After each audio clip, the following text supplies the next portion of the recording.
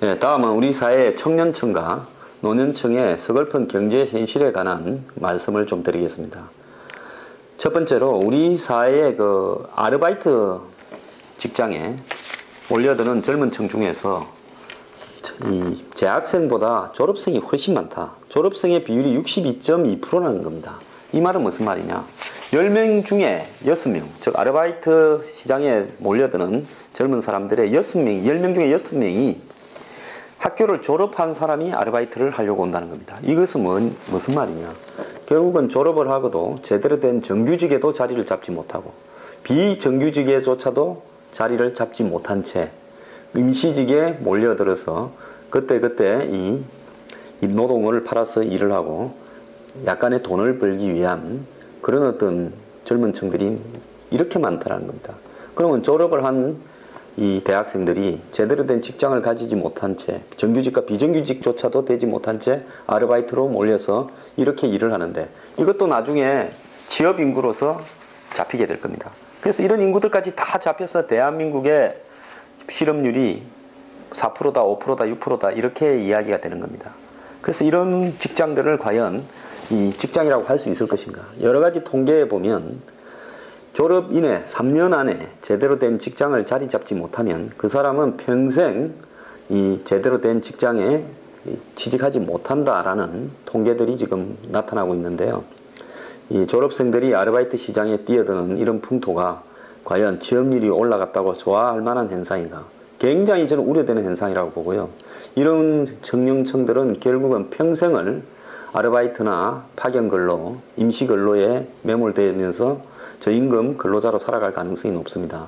이런 현실에 대해서 우리 심각하게 고민을 해야 될 때입니다. 두 번째로는요. 열정페이 들어보셨죠? 열정페이라는 건 뭐냐? 젊은 사람들의 그 열정을 이용해서 실제로 임금을 제대로 주지 않고 저임금을 준다. 즉 저임금은 어떤 게 저임금이냐? 최저임금 작년 2014년 기준으로 4,580원보다 더 적게 주면 최저임금입니다. 이런 어떤 직장들이 너무 많다. 10명 중에 청년층 2명이 이 열정페이를 경험했다. 즉 3,000원 안팎의 그 시간당 비용을 받았다는 겁니다. 그러니까 최저임금보다도 1,000원 이상 훨씬 더 작게 받았다는 겁니다.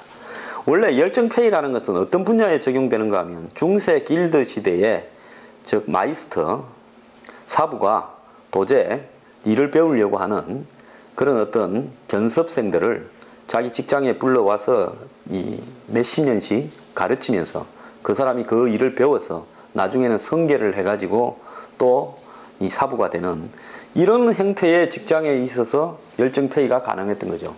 뭐 예를 들어서 초밥집에 초밥으로 유명한 집에 가서 만화 초밥왕도 있지만은 열심히 초밥 만드는 것을 배워가지고 어느 날 본인도 초밥왕이 되는 이런 부분이라든지 또 뭐 이 명품 구두를 만드는 집에 가서 월급을 몇십 년씩 안 받고라도 열심히 배워서 나중에 노년에는 자기가 명품 구두를 제조할 수 있는 사부가 된다든지 그 가업을 이어받는다든지 이런 부분에서는 이 열정페이가 가능하죠. 즉 열정페이라는 것은 원래 창의성이 있는 직장, 패션이라든지 또 요식업이라든지 뭐 디자인이라든지 이런 분야에서 그 사부가 가진 일을 제대로 배우기 위해서 자신이 월급을 받지 않고 헌신적으로 이 사부를 섬김으로써 나중에 그 기술을 습득해서 본인도 어떤 경지에 올라서는 이런 어떤 분야에서 가능한 건데 지금 한국 같은 경우에는 뭐 이 심지어 뭐 패션, 미용 온갖 분야에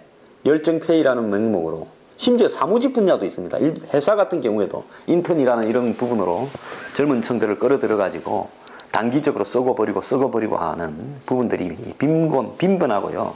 심지어 벤처업계에도 이런 일이 굉장히 흔하고 있습니다.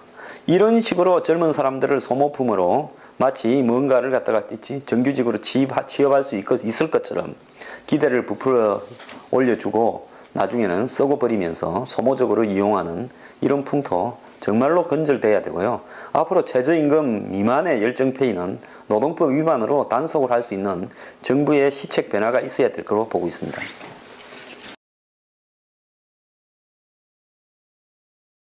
그 OECD의 회원국 내부에 그 빈부 격차가 사상 최대로 나고 있다. 즉 OECD라면 그래도 세계에서 잘 사는 미국과 유럽 등 선진국과 한국도 그 멤버로 들어가 있죠. 33개국인가 그렇습니다. 여기 안에서도 상위 10%와 하위 10%의 격차가 가면 갈수록 벌어지고 있다. 이런 이야기가 나왔는데요. 그 기사 속에 한국 노인의 상대적 빈곤율이 1위로 나왔다고 하는 놀라운 기사가 있었습니다. 상대적 빈곤율이 뭐냐? 빈곤에는 절대적 빈곤, 월 소득이 뭐 150만 원 미만이다. 4인 가족 기준. 이런 식으로 절대적 빈곤이 있을 수도 있고요. 그 다음에 상대적 빈곤이라는 것은 중위소득의 절반 이하를 상대적 빈곤이라고 이야기합니다. 중위소득이라는 것은 한국 국민들을 갖다 일렬로 세워서 제일 중간쯤에 있는 사람의 소득이 얼마냐 해서 그 사람의 절반 이하를 상대적 빈곤율이라 하는데요. 한국의 65세 이상 노인층 중에서 이 빈곤율이 몇 프로냐? 거의 49.5%인가로 나왔습니다. 이것은 뭐냐? 즉 노인층의 절반 이상이 상대적 빈곤층에 해당이 된다. 즉 한국 노인의 절반은 사실상으로 빈곤한 사람들이다라는 겁니다. 굉장히 심각한 건데요. 어떤 통계에서는 한국 노인의 3분의 2가 수입이 하나도 없다라는 그런 통계도 있었습니다. 그래서 우리나라가 OECD 국가가 되고 세계적으로 경제가 13이다, 11이다 이런 식으로 평가를 받고 있는 것은 좋은데요. 이 노인들이 평생을 몸을 바쳐서 가정을 위해서, 국가를 위해서 열심히 일하고 이제 노인이 되어서는 빈곤계층으로 전락해버리는, 절반의 국민이 빈곤계층으로 전락해버리는 이런 대한민국 사회가 과연 희망이 있는 사회인가? 이 부분에서 이 국가적으로 굉장히 크게 고민해야 될 때라고 봅니다.